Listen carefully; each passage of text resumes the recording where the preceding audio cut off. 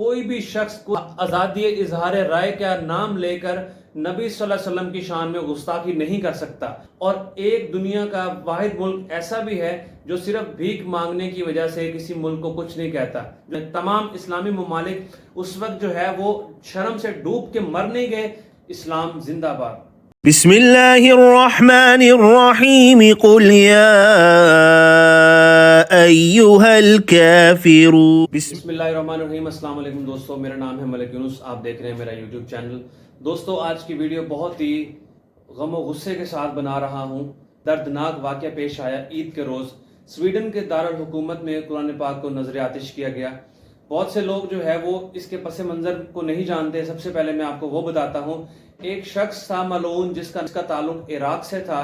اس نے بہت دفعہ سویڈن کے دارالحکومت کی جو پولیس ہے اس پولیس سے اجازت مانگی کہ میں اپنا احتجاج ریکارڈ کروانا چاہتا ہوں۔ سویڈن کے دارالحکومت کی مقامی پولیس تھی، اس نے اس چیز کی اجازت نہیں دی۔ پھر وہ شخص جو ہے وہ عدالت گیا، مقامی عدالت نے کہا کہ پولیس نے کیوں روکا اس شخص کو، اس کی آزادی رائے کے خلاف ہے۔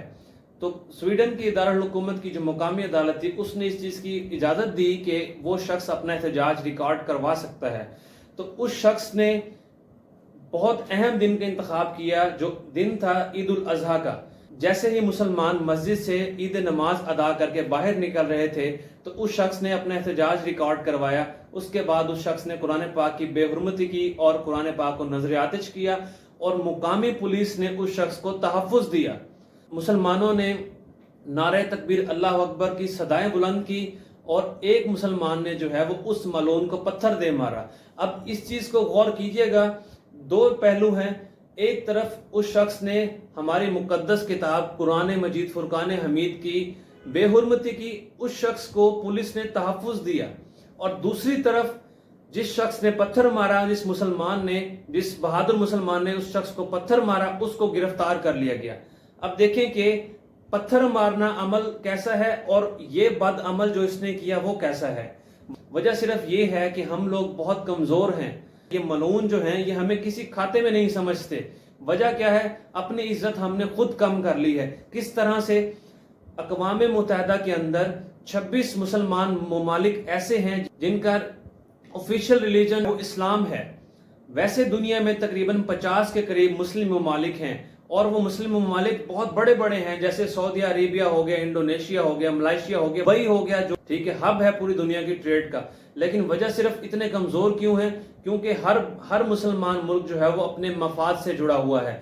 کچھ مسلمان ممالک جو ہیں وہ اپنی تجارت سے جڑے ہوئے ہیں، تجارت کے غرض سے وہ اپنی کسی کو کچھ نہیں کہتے، ملعونوں کو کچھ نہیں کہتے۔ کوئی مسلمان ممالک جو ہے وہ اپنی سیاحت کے پیچھے، کوئی مسلمان ممالک جو ہے وہ ٹورزم کے پیچھے، اور ایک دنیا کا واحد ملک ایسا بھی ہے جو صرف بھیک مانگنے کی وجہ سے کسی ملک کو کچھ نہیں کہتا، جو صرف قرضے ملنے کی غرض سے، قرضہ لینے کی غرض سے کسی غیر مسلم ملک کو یا کسی ملعون کو کے خلاف جو ہے وہ آواز بلند نہیں کرتا۔ جبکہ اگر یہ مسلمان ممالک متحد ہوں تو یقین جانے کسی کی جرت نہیں ہے کہ وہ آزادی اظہار رائے کے نام پہ جو ہے وہ اس طرح کی حرکات کرے۔ سب سے پہلے دنیا میں ایک اسلامی لیڈر تھا جس نے آواز اٹھائی تھی، وہ تھا عمران خان۔ میں کسی پولیٹیکل پارٹی کو فیور نہیں کرتا، لیکن جو شخص ہمارے اسلام کے حق میں، مسلمانوں کے حق میں آواز بلند کرے گا، اس کی ہم ضرور جو ہے وہ اس کو ہم شاباشی دیں گے۔ پہلی دفعہ یونائٹڈ نیشن، جو کہ سب سے بڑا ادارہ ہے جہاں جو بات کی جائے وہ پوری دنیا تک پہنچتی ہے، سب سے پہلے یونائٹڈ نیشن کے پلیٹ فارم کے توسط سے جو ہے وہ عمران خان نے یہ پوری دنیا کو بتایا تھا، آزادی اظہار رائے کی آڑ میں جو مسلمانوں کے مذہبی جذبات کو مجروح کیا جاتا ہے، یہ چیز نہیں ہونی چاہیے۔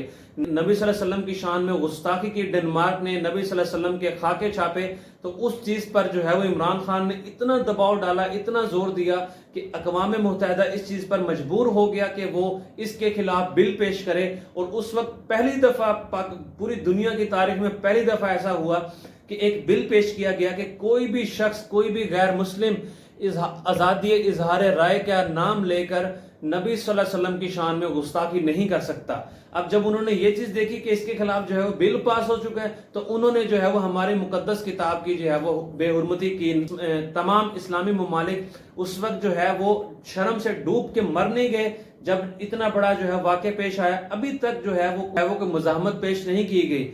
تو میرے دوستوں بھائیوں، مسلمان جو ہے وہ اس وقت بھی اللہ تعالیٰ نے ان کو فتح عطا فرمائی تھی جس وقت مسلمان صرف 313 تھے، ہزاروں کے لشکر پر بھاری پڑ گئے تھے۔ یہ وجہ صرف کیا ہے؟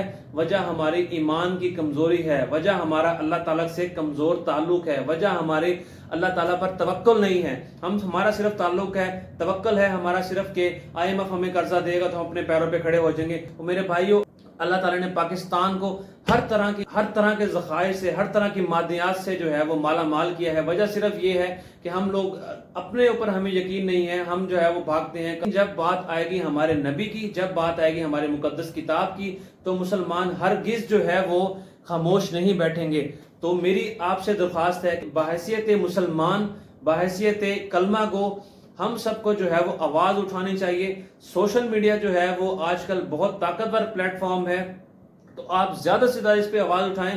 اور تمام مسلمانوں، آپ سے میری یہ درخواست ہے کہ آپ اس ویڈیو کو جتنا شیئر کر سکتے ہو کرو، تاکہ ہر مسلمان تک یہ پیغام پہنچے اور ہر غیر مسلم کو پتہ چلے کہ مسلمانوں کا کتنا شدید رد عمل آ رہا ہے۔ ہمیں جو ہے وہ فزیکلی بھی اور سوشل میڈیا پلیٹ فارمز کی بھی مدد سے بھی جو ہے وہ زیادہ سے زیادہ پیغام پہنچانا ہے، تاکہ کسی ملعون کی کسی جرت نہ ہو کہ وہ ہماری مقدس کتاب کے حوالے سے جو ہے وہ کچھ غلیظ الفاظ بھی استعمال کر سکے۔